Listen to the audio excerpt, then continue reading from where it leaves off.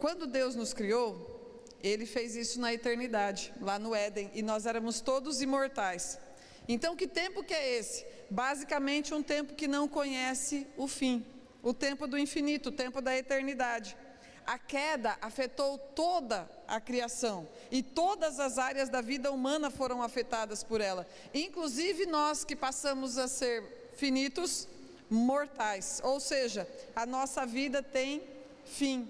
Essa existência tem fim e tem fim de diversas maneiras, seja de uma maneira abrupta, ou seja de uma forma paulatina. A morte é a interrupção mais violenta que o pecado impôs ao homem.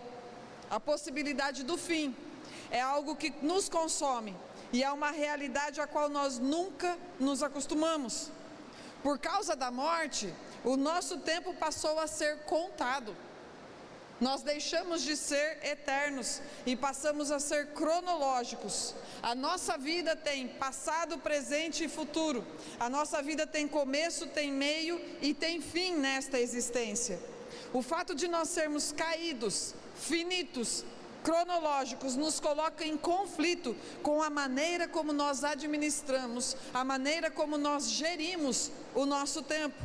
O tempo que a gente leva para realizar algumas tarefas, o tempo que nós dedicamos para as prioridades da nossa vida, se nós atrasamos ou se nós adiantamos, se nós procrastinamos ou se nós nos precipitamos.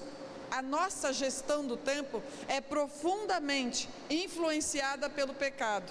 E talvez uma das maiores dificuldades que todos nós temos é viver o presente, é viver o hoje, viver este tempo presente. O fato de nós termos dificuldade de viver o tempo presente pode nos levar a nos relacionarmos com os recursos materiais de uma maneira desequilibrada e pecaminosa. Nós podemos fazer das riquezas um ídolo do nosso coração. E é sobre isso que nós vamos conversar nesta noite, sobre essa dificuldade que todos nós temos. E para isso nós vamos abrir as nossas Bíblias no texto de Mateus, no capítulo 6.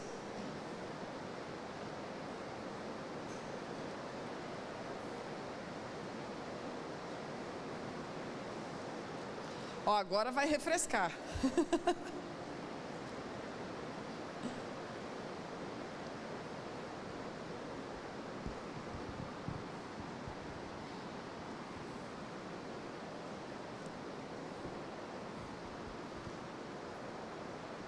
Nós leremos a partir do versículo 25 até o 34, um texto conhecidíssimo de todos nós. Portanto vos afirmo, não andeis preocupados com a vossa própria vida, quanto ao que haveis de comer ou beber, nem pelo vosso corpo, quanto ao que haveis de vestir. Não é a vida mais do que o alimento e o corpo mais do que as roupas? Contemplai as aves do céu, não semeiam, não colhem, nem armazenam em celeiros, contudo, vosso Pai Celestial as sustenta. Não tendes vós muito mais valor do que as aves?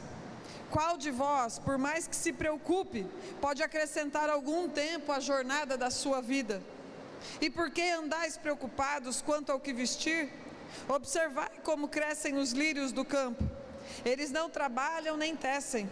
Eu, contudo, vos asseguro que nem Salomão, em todo o esplendor da sua glória, vestiu-se como um deles. Então, se Deus veste assim a erva do campo, que hoje existe, amanhã é lançada ao fogo, quanto mais a vós outros, homens de pequena fé?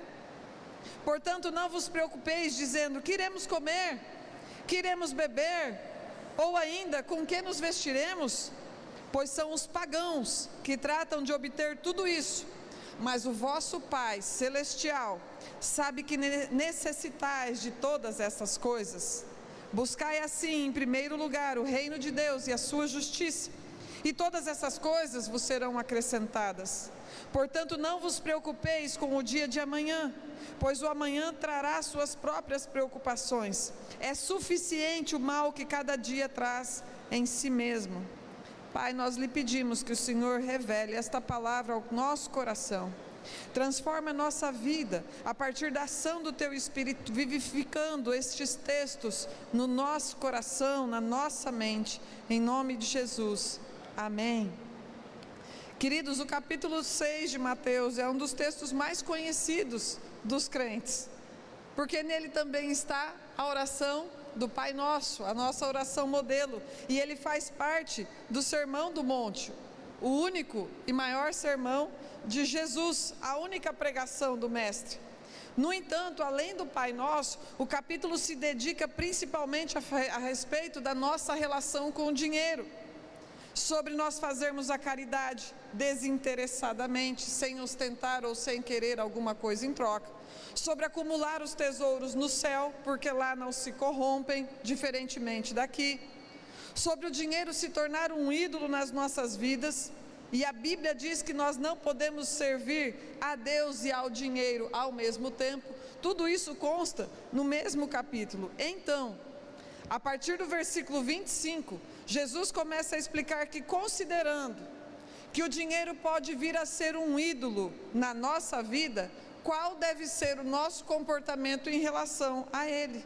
Então Jesus começa a falar sobre contemplação. Ele fala: observem, olhem, prestem atenção. Observe a natureza, em especial as aves que não semeiam, que não colhem e nada lhes falta. Observem os lírios do campo que não tecem e, no entanto, nem Salomão na sua glória se vestiu como uma dessas flores.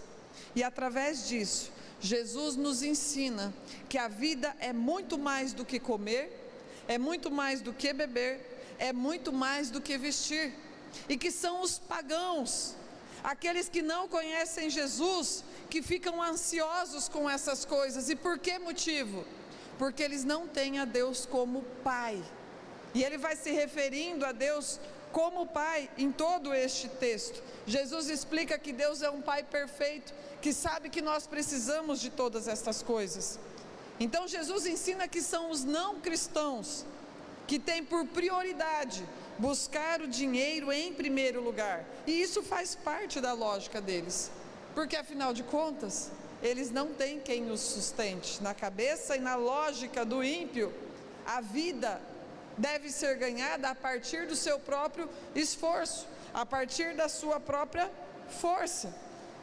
Por outro lado, Jesus também ensina que a prioridade dos crentes não são as riquezas, mas o reino de Deus e a sua justiça. E é isso que, como filhos, nós devemos nos preocupar ou nos ocupar. Por quê? Porque a roupa, a comida e a bebida serão providas por Ele, que é um Pai perfeito. Aí talvez, neste momento, quem sabe se passou pela sua cabeça algo do tipo: Dani, então quer dizer que se eu não for trabalhar e eu cruzar os meus braços, Deus vai fazer brotar comida dentro da minha geladeira? Ele poderia fazer isso. Ele poderia fazer isso. Mas a Bíblia não faz apologia à vadiagem. A mesma Bíblia que diz isso, também através da vida de Paulo, fala: aquele que não trabalhar não coma. Não é sobre isso que nós estamos falando.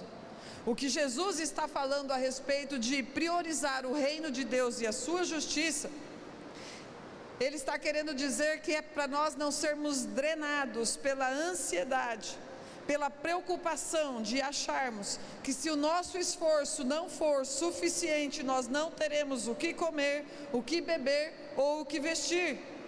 Deus é quem faz o nosso trabalho render e prosperar.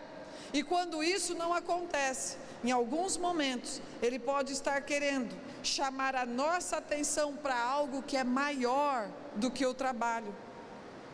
Quando nós pegamos a Bíblia no texto de Ageu, no capítulo 1, naquele momento do texto de Ageu, os hebreus, os judeus, tinham retornado do exílio lá da Babilônia. E quando eles voltaram para Jerusalém, eles começaram a reconstruir as suas casas. Começaram a reconstruir, porque tudo tinha sido destruído, inclusive o templo ali de Jerusalém. E eles começaram a construir as suas próprias casas, e em algumas versões vai dizer assim: vocês estão construindo casas apaineladas, casas com painéis, que era algo ou uma tecnologia bastante sofisticada para a época. Vocês não estão só se importando em ter onde morar, mas vocês estão indo muito além. A questão não está em vocês irem além, a questão é que o meu templo está lá, a minha casa está destruída, enquanto vocês estão correndo apenas por causa da casa de vocês. E daí ali no texto de Ageu, no capítulo 1, dos versículos 9 a 11, diz assim: de fato, esperastes muito, mas veio a ser pouco, e esse pouco, quando o levastes para casa, eu ainda o dissipei com um só sopro. E agi deste modo, por que motivo?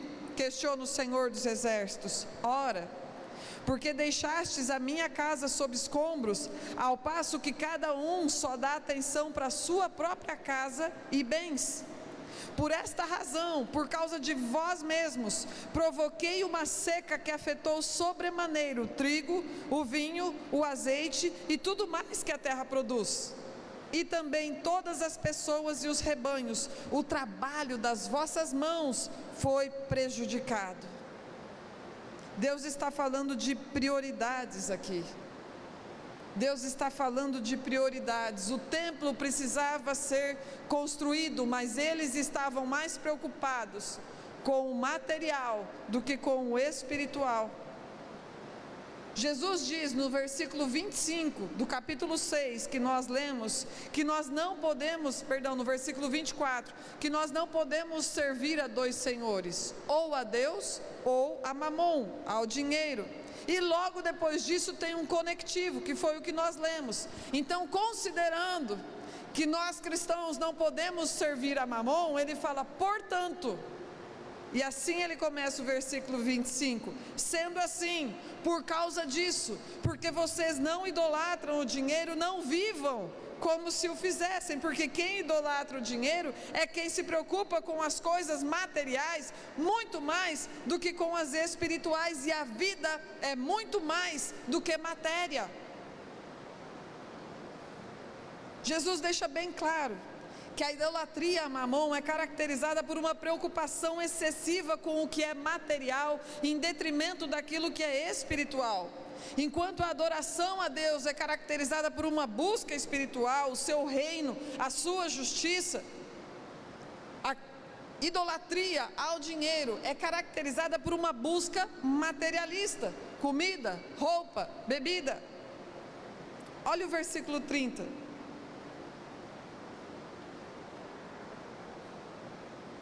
Então, se Deus veste assim a erva do campo, que hoje existe e amanhã é lançada ao fogo, quanto mais a vós outros, homens de pequena fé. A preocupação com a vida material manifesta a nossa falta de confiança em Deus, a nossa pequena fé. E a preocupação gera em nós, em nosso coração, um ambiente de ansiedade que é nocivo, tóxico para o desenvolvimento da fé.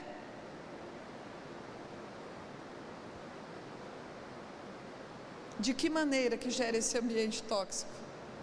Primeiro, no versículo 27, qual de vós, por mais que se preocupe, pode acrescentar algum tempo à jornada da sua vida? Nós vivemos essa vida na perspectiva da finitude e não da eternidade. Nós vivemos como se a nossa vida estivesse nas nossas mãos, e como se fossem os nossos recursos que nos sustentam e que tivessem o poder de prorrogar a nossa existência. Irmãos, uma vida que vive em função do dinheiro é uma vida que vive apenas na perspectiva daquilo que o dinheiro pode oferecer, e é só isso. Sou pobre e sem Deus, eu deito numa cama de papelão tentando dormir, e eu me embriago para ver se eu pego no sono. Sou rico, sem Deus, eu deito numa cama de 20 mil reais tentando dormir, e me embriago, ou tomo uma medicação cara, prescrita por um médico caríssimo, para tentar pegar no sono. Dormir é sobre o lugar onde você dorme ou é sobre descansar? A ansiedade vai te tirar o descanso, não importa onde você durma. Salmo 4, no versículo 8, diz assim: em paz me deito e logo pego no sono, porque só o Senhor me faz repousar em segurança. Quem tem paz dorme, quem não tem paz não dorme, não importa onde você se deite. Dormir vale muito mais do que a cama onde você deita, mas a gente coloca o nosso coração na cama. Preocupar-se em ter uma cama cada vez melhor é achar que a vida é sobre comer ou sobre se vestir e achar que a matéria vale muito mais do que o espírito. Ok, sua matéria está deitada numa cama bastante aconchegante, mas a sua alma não descansa. O que você tem para beber na sua geladeira? Dani, minha geladeira está tão vazia que só tem água. Ou então, a minha geladeira tem água, mas é San Pellegrino, aquela que custa R$25 mais ou menos, acho, a garrafinha. Gente, eu sei que eu posso incomodar alguém aqui, mas água é água, seja lá qual for o pH e de que fonte que vier. Quem nunca bebeu água da mangueira do jardim não sabe o que é viver perigosamente. Comentei isso com a galera da manhã. Quem que nunca bebeu água da mangueira do jardim? E detalhe, em dia de calor, a parte da água que fica dentro da mangueira chega primeiro quente na boca. Depois vem a fresquinha. Quando a gente estava mais tarimbado ou menos acelerado, a gente pelo menos esperava a água escorrer um pouco para tomar água fresca direto. Houve uma mulher samaritana que ia buscar água todos os dias no poço, no horário quente. E certa vez ela se encontrou com alguém que lhe disse assim: quem beber dessa água, água desse poço aí, terá sede outra vez. Aquele, porém, que beber da água que eu lhe der, nunca mais terá sede. Ao contrário, a água que eu lhe der tornar-se-á nele uma fonte jorrando para a vida eterna. Está lá em João, no capítulo 4, este encontro de Jesus com a mulher samaritana. O que é melhor? A hidratação da matéria ou a hidratação da alma? Tem muita gente que vive com o corpo hidratado, levando garrafinha para tudo quanto é lado. Eu estou tentando ser uma dessas pessoas, confesso, porque eu não sou disciplinada para tomar água. Eu tento. Eu vou espalhando garrafinha às vezes pela casa. Eu tenho garrafinha na igreja, garrafinha no carro, garrafinha no quarto, garrafinha na sala, tentando me disciplinar em tomar água, porque isso faz bem, é bom. A gente precisa disso. O problema é que tem muita gente com o corpo hidratado e a alma ressecada. Você que se preocupa em hidratar o seu corpo e deve hidratar o seu corpo, também se importa tanto quanto ou mais em hidratar o seu coração. Como é que hidrata o espírito, Dani? O mesmo texto da mulher samaritana explica.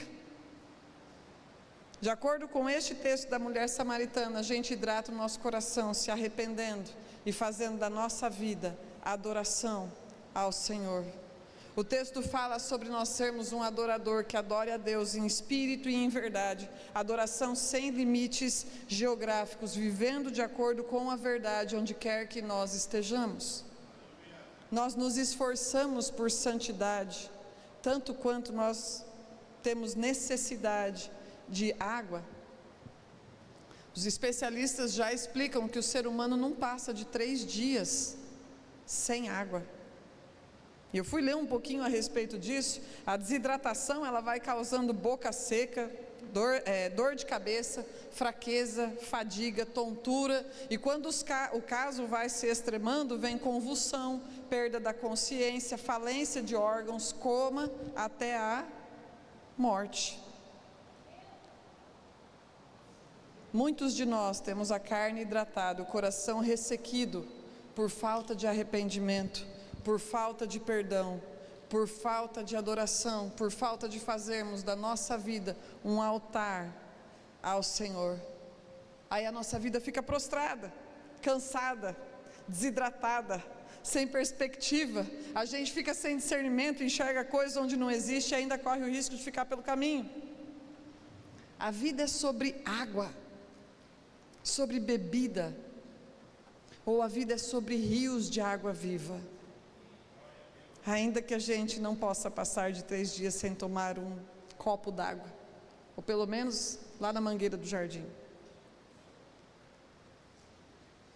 Quanto tempo a gente investe para obter recursos para adquirir roupas cada vez melhores, se possível cada vez melhores? Quanto tempo nós investimos montando o nosso carrinho de roupas lá da lojinha online?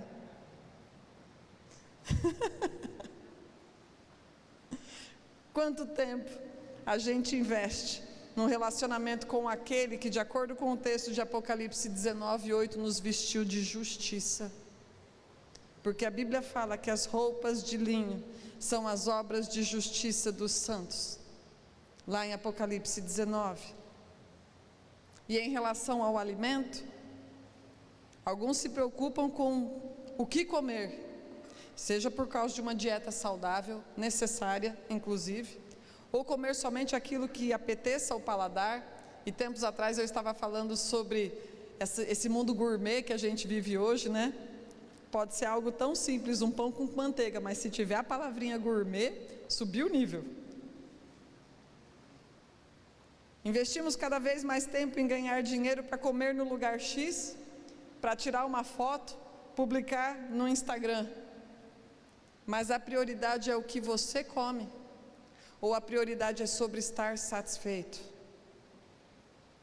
Tem muita gente de barriga cheia que vive insatisfeito. Por que nós vivemos insatisfeitos? E o pão que desceu do céu? A gente come desse? O pão que desceu do céu. Lembram do banquete de Mateus no capítulo 14? Mateus no capítulo 14 fala a respeito de 2 banquetes. O primeiro banquete acontece lá no palácio de Herodes. Já preguei sobre isso, não vou aprofundar, só vou lembrar. Acontece lá no palácio de Herodes, as melhores comidas, as melhores bebidas, os bancos estofados, um monte de criados para servir, vários servos, vários escravos ali servindo, muita gente importante, convite concorrido, afinal de contas, é o Regabof de Herodes, muito concorrido, muitas celebridades. Terminou com a decapitação de João Batista. É o banquete onde no final o crente morre. Aí então, Jesus fica sabendo, se retira para o deserto. Uma multidão o acompanha. Talvez ele tivesse se retirado para o deserto para considerar a respeito da sua dor, porque afinal de contas era o seu primo que tinha falecido, e ele tinha ficado sabendo disso. Só que quando ele chega lá, já tem uma multidão esperando por ele, e ele fica muito tempo ali, ministrando, curando, expelindo demônios. Quando chega no final do dia, Jesus despede essa multidão para eles terem o que comer e irem aí pelos povoados, porque já vai escurecer e não tem comida. Um banquete provido pelo Senhor no deserto a partir de 5 pães e 2 peixinhos. Todos vocês conhecem essa história. Em qual mesa nós temos nos assentado para comer? A mesa de Herodes, priorizando a matéria, ou a mesa de Jesus, priorizando o espírito? A minha mãe está ali, ó. Ela, assim como eu, e acredito que muitas mães aqui já falaram em algum momento para os seus filhos que saco vazio não para em pé. Não para, gente. Espírito vazio também não para em pé. Espírito vazio não para em pé. A vida é sobre a nutrição do nosso estômago ou é sobre a nutrição do espírito? Depende. Depende do que, Dani? Se você acredita que a vida é sobre essa existência, ou se você acredita que a vida é sobre a eternidade. É isso que o texto de Mateus está falando para a gente hoje. Por isso que Jesus falou que são os pagãos que se preocupam sobre o ter o que comer, ter o que beber, ter o que vestir e assim por diante, porque eles não têm perspectiva de eternidade. Vocês têm. Vocês têm. Não importa o que a gente diz, porque a gente sempre tem um discurso correto, mas a gente precisa olhar para a nossa vida, para a nossa rotina, se nós vivemos como alguém que se importa mais com essa existência, ou a respeito da existência que será para todos sempre. O que nós temos priorizado mais? Pelo que a gente luta? Pelo que a gente luta? Nós lutamos por uma vida melhor, ou nós lutamos por um salário melhor? Essas coisas nem sempre caminham juntas. Em alguns momentos a gente acredita que se nós tivermos um salário melhor, nós teremos também uma vida melhor. Nem sempre estas coisas caminham juntas. E fique bem claro, que eu não estou fazendo apologia da pobreza, da miséria ou da vadiagem aqui. Nós estamos falando sobre onde é que está o nosso coração. Quais são as nossas prioridades, seja você rico ou seja você pobre? Você vive por essa vida que terá fim, ou você vive pela vida que não terminará jamais? Se você vive por essa vida, a ansiedade será o seu estilo de vida, é o que diz o texto. Vai viver com medo, vai viver cansado, vai viver desanimado, vai viver brigando, vai viver...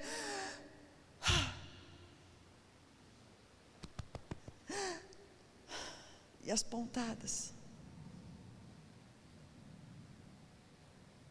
Existem várias origens para a ansiedade. Nós estamos falando a respeito deste texto, deste contexto.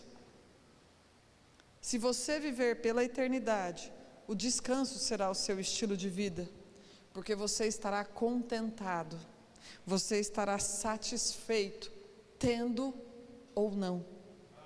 Como disse o apóstolo Paulo, posso todas as coisas naquele que me fortalece, sei viver com e sem viver sem. Todos nós trabalhamos, mas descansar é mandamento. Inclusive, está citado como guardar o sábado lá no Decálogo.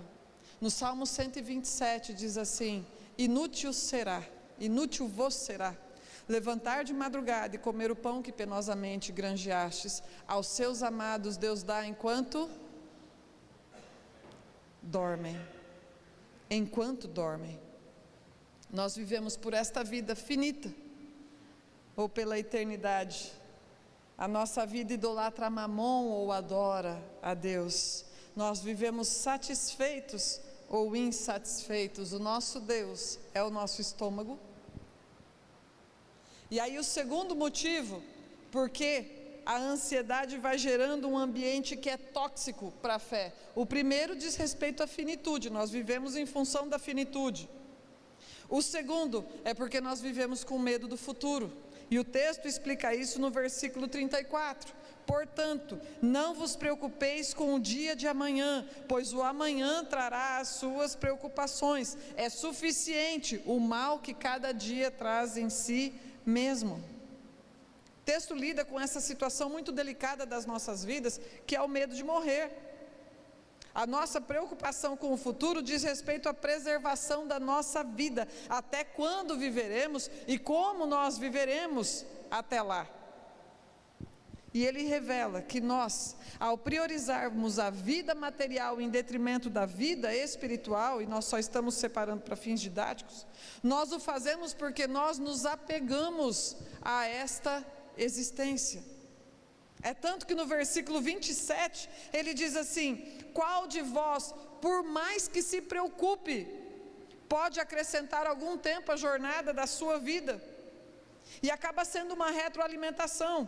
Quanto mais eu priorizo a vida material, mais eu desfruto desta materialidade, e quanto mais eu desfruto, mais eu me devoto para ela também. mais eu a priorizo. Priorizar a vida material em detrimento do reino de Deus, em detrimento da sua justiça, faz a gente criar raízes nesta existência, quando Deus está querendo que a gente vá desenraizando.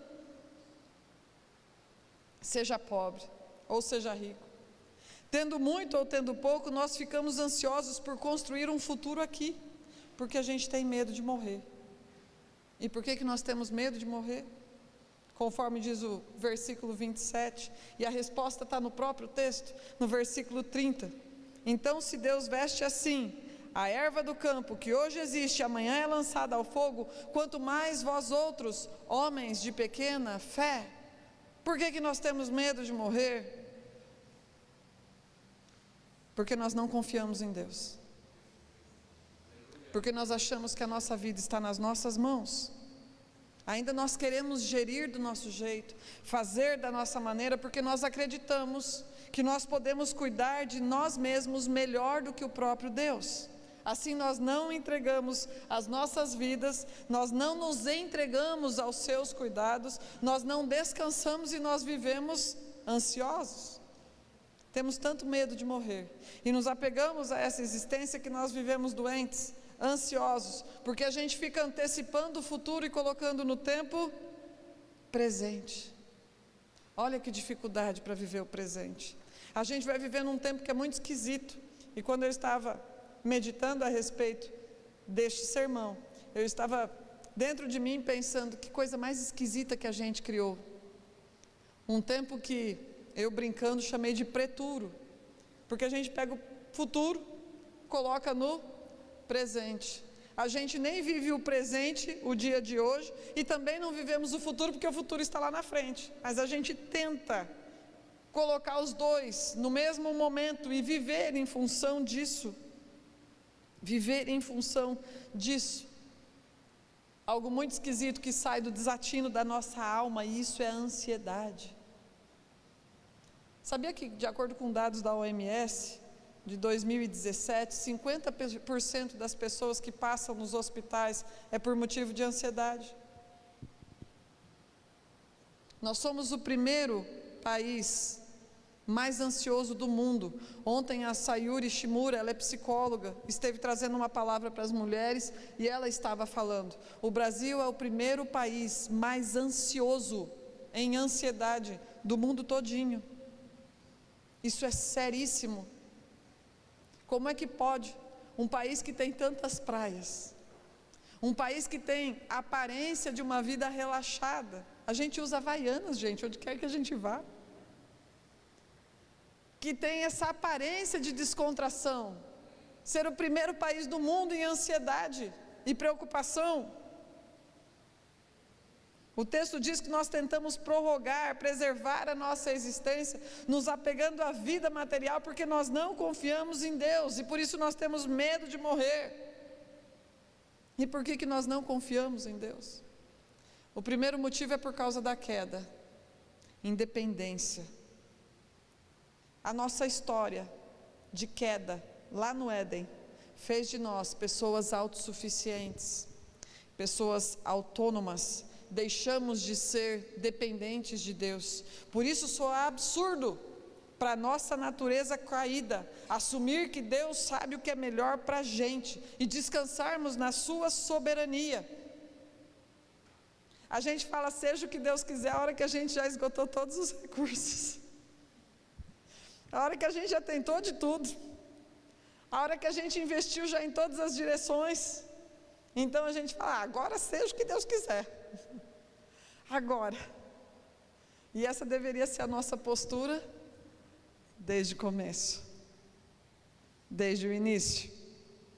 Confiar em Deus vai contra a nossa natureza pecadora. Não é natural o homem crer em Deus. Por isso que fé é uma obra do Espírito Santo dentro de cada um de nós.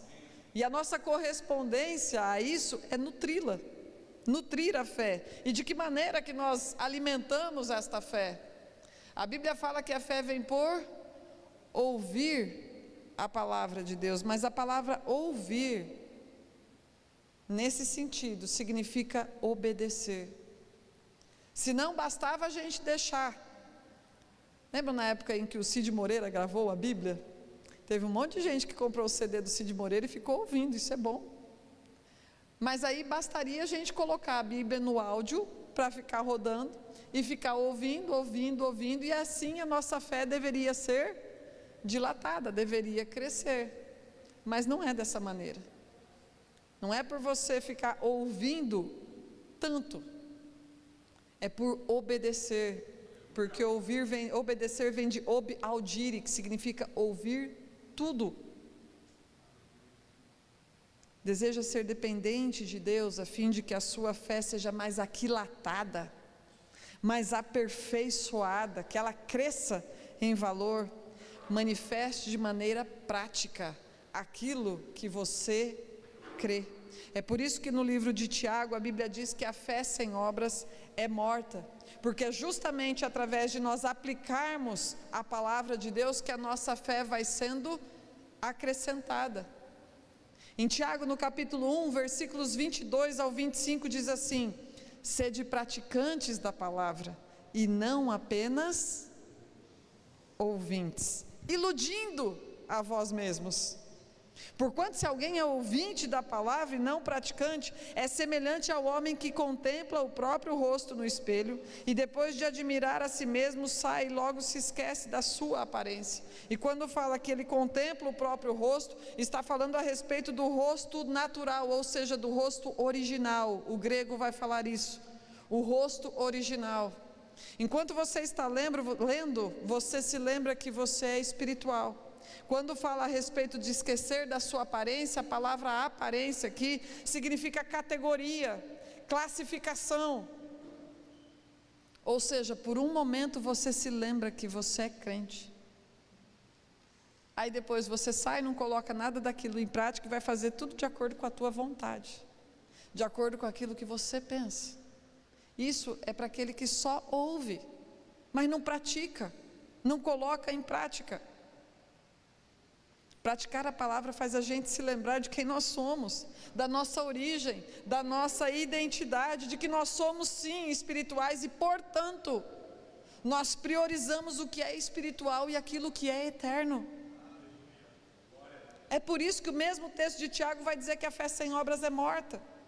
Se nós desejamos ser dependentes de Deus, então nós temos que viver como quem depende de Deus. Nós não podemos dizer que nós confiamos nele e fazer tudo do nosso jeito, de acordo com a nossa vontade, porque a gente está se iludindo. Isso é autonomia. E o segundo motivo, porque nós não confiamos em Deus, porque nós não o conhecemos. É um absurdo achar que a gente vai confiar em alguém que a gente não conhece. Nenhum de nós. Você confia no fulano? Quem é fulano? Quanto mais confiar. É impossível que alguém que a gente não conheça, a gente vai depositar a nossa confiança. A gente vai confiando na pessoa na medida que a gente vai conhecendo. Por que quando a gente vai se consultar com um médico, com um especialista, a gente prefere contratar um serviço, seja de médico, seja de manutenção na nossa casa ou algo assim, a gente prefere que venha por indicação de alguém, se a gente não conhece alguém. Questão de confiança. Eu vou naquele médico, porque um amigo meu, em quem eu confio, me indicou. Questão de confiança. Eu vou contratar aquela pessoa para fazer a manutenção do eletrodoméstico da minha casa, do ar-condicionado da minha casa. Por quê? Porque foi indicado.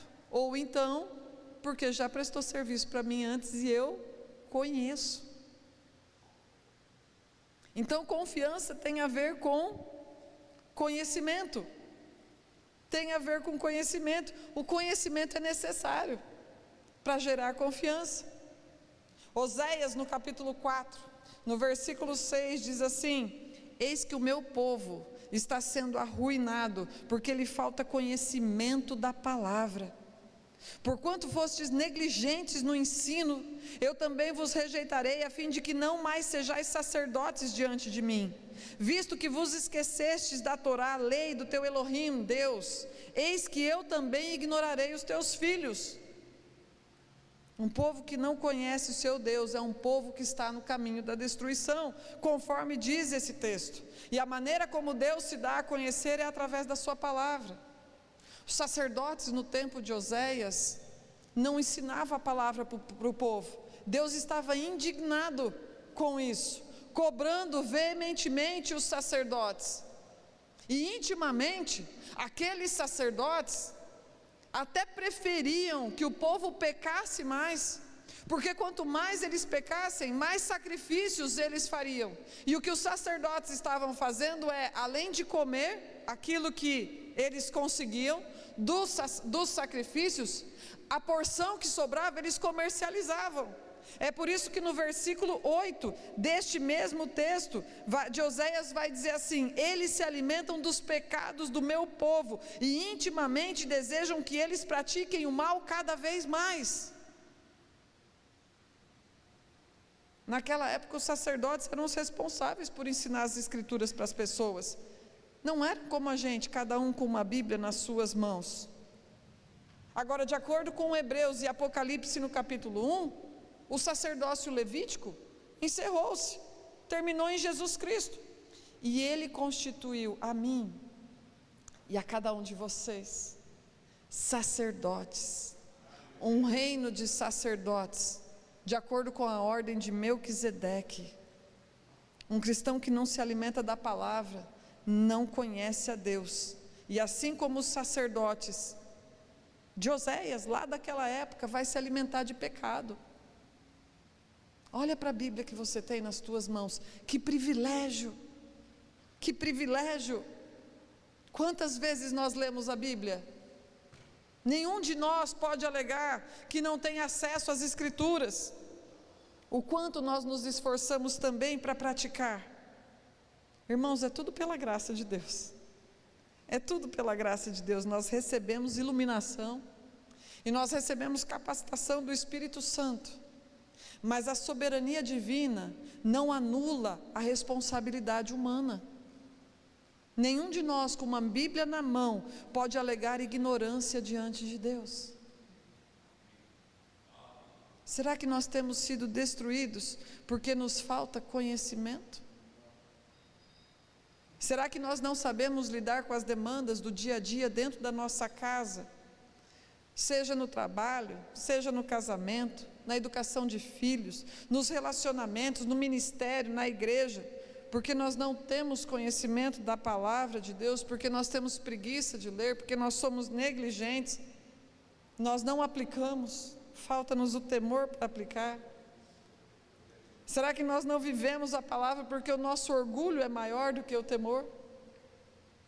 Será que nós sofremos e somos destruídos porque nós escolhemos não perdoar, porque já que aquela pessoa nos causou tanta dor,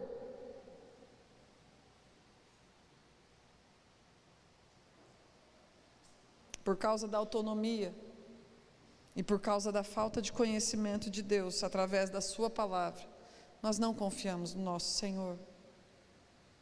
Sem confiarmos em Deus, nós vamos nos apegando cada vez mais a essa existência, cada vez mais a essa vida, temos medo de morrer. E então, conforme o texto original que nós lemos lá em Mateus, no capítulo 6, no versículo 31, nós não conseguimos viver o presente.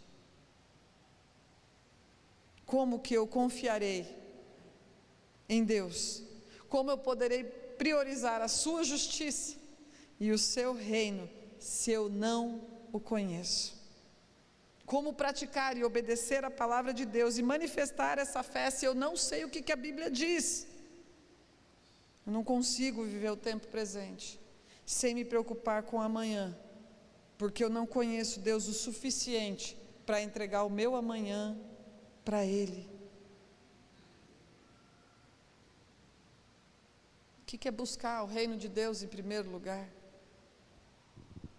O texto de Romanos diz que o reino de Deus não é comida, não é bebida, mas é justiça, paz, alegria no Espírito Santo. É o Espírito em detrimento do material. É a eternidade em detrimento da cronologia. A cronologia vai se impondo sobre nós de tal maneira, e a Bíblia fala que Deus colocou a eternidade no coração de cada um de nós. E a eternidade vai sendo esmagada pela pressão da cronologia, quando deveria ser o contrário. A eternidade dentro de nós se impondo sobre a cronologia. Buscar o reino de Deus é priorizar o invisível em detrimento do visível, a imortalidade em detrimento da mortalidade, aquilo que é incorruptível em detrimento daquilo que é corruptível. E quando nós priorizamos isso, nós somos livres para nos relacionarmos com tudo que é material, sem que as coisas materiais se tornem ídolos dentro do nosso coração. E dessa maneira, o dinheiro está a nosso serviço e não o contrário. No dia de hoje, domingo, em algum momento, você contemplou as aves do céu, os passarinhos? Em algum momento, você observou as flores, os lírios do campo? Em algum momento, você parou para pensar? Quando Jesus está falando contemplar a natureza, é porque a natureza revela a glória de Deus. Olha para a minha criação, para pensar, não viva no piloto automático. Eu fiz isso porque eu nem parei para pensar. Quantas vezes a gente já usou essa expressão, gente? Eu nem parei para pensar. Se tivesse parado, eu nem parei para pensar. Aí de vez em quando Deus dá uns encontrões na gente, para ver se a gente para pensar, se a gente para observar, se a gente para contemplar. E de manhã, quando eu compartilhei essa palavra com os irmãos, eu citei um exemplo, um testemunho do Evert, meu esposo. Anos atrás, ele vivia numa demanda de trabalho tamanha, que não tinha tempo para nada. Até que o Senhor permitiu que num encontrão no futebol, ele rompesse os ligamentos do joelho. 1 mês dentro de casa, com bastante tempo daí. 1 mês dentro de casa. E o Senhor cuidou de tudo que precisava ser cuidado, sem ele estar lá na empresa. Jesus fala: olha para as aves do céu. Nós temos dificuldade de viver o presente porque a gente não para pensar. Olha para os pássaros, olha para os lírios. Cada um de vocês vale muito mais do que todos os passarinhos e do que todas as flores. A gente precisa lembrar disso, do valor que nós temos, não merecemos, mas temos para Deus. Por isso que Ele convida a gente para essa reflexão. As aves não semeiam, os lírios não tecem, mas não falta nada para elas. Quanto mais cada um de vocês, quanto mais a sua vida, quanto mais a sua família. Por que a gente não para pensar? Porque a gente não tem tempo. O ritmo que a gente vive, a gente não tem tempo para pensar, a gente só vai. A gente só vai naquele piloto automático, até que de repente Deus em algum momento dá um tranco. E aquilo que parecia muito ruim, pode na verdade ser a misericórdia de Deus na nossa vida, assim como foi conosco anos atrás. Para citar uma das vezes em que o Senhor deu um tranco. A gente acha que contemplação, que parar para pensar, é perda de tempo, porque nós vivemos numa pós-modernidade muito pragmática. Tudo muito prático. A gente sempre tem que estar fazendo alguma coisa. Esse negócio de pensar, Dani, é para filósofo. Deus nos dotou de inteligência e nós adoramos ao Senhor com o nosso, amamos ao Senhor com o nosso entendimento. O ritmo de vida que vivemos e a nossa mentalidade de pragmatismo nos leva à má gestão do tempo, ao não parar para pensar. Nós vamos nos apegando a essa existência. E a hora que a gente vê, sem perceber, nós estamos sim idolatrando as riquezas. E a gente nem percebeu. A gente nem percebeu. A gente é escravo porque a gente não para pensar. Cada um de nós valemos muito mais do que todos os passarinhos e do que todas as flores. E não é um absurdo a gente viver como se a gente valesse menos? Nós não merecemos, assim como eles também não merecem. Mas nós somos muito mais amados do que eles. Então, que tal você parar para pensar nessa noite? Que tal você parar para pensar nesta noite? Pensar que Deus não abandona a sua criação e nenhum dos seus filhos também. Deus jamais abandona um filho seu, mas nós insistimos em viver como se nós fôssemos abandonados, desamparados, um espírito de orfandade, achando que a gente tem que dar conta de tudo sozinho, achando que a gente tem que fazer tudo sozinho, como se o sobrenatural de Deus, como se a intervenção de Deus não fosse uma certeza.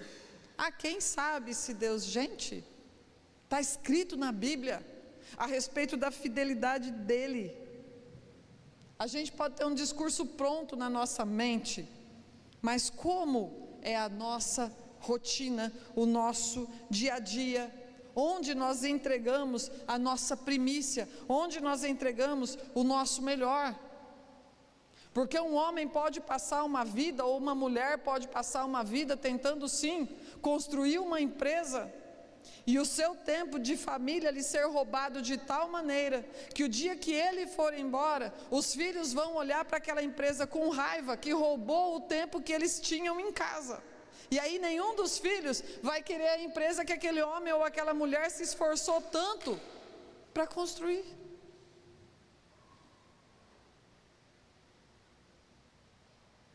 É tão interessante a preocupação que nós temos, que quando a gente se preocupa em relação à próxima geração, em deixar um legado para a próxima geração, a gente se preocupa muito mais com uma herança material do que com um legado espiritual. Não tem problema algum deixar uma herança, é bênção. É bênção, se você pode sim deixar um degrau construído para o teu filho, e ele não tenha que partir do mesmo degrau que você, ele vai ter 1, 2 degraus a mais, não tem problema nenhum com isso. A questão é se você só vai deixar dinheiro para ele, e se a nossa preocupação é só essa, em deixar dinheiro para eles, sem deixarmos memórias, sem deixarmos caráter, sem legarmos hombridade para os homens, sem ensinarmos feminilidade para as mulheres, sem ensinarmos os nossos filhos a amarem a Deus, porque o texto de Deuteronômio fala que é responsabilidade de todo pai e de toda mãe ensinar os seus filhos a amarem a Deus, e esse é o maior legado, mas a gente se preocupa com dinheiro.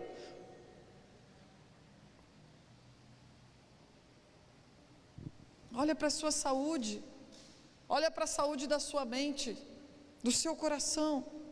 Você é uma pessoa que desfruta de fato do tempo presente com os seus filhos, com a sua família, com os seus amigos?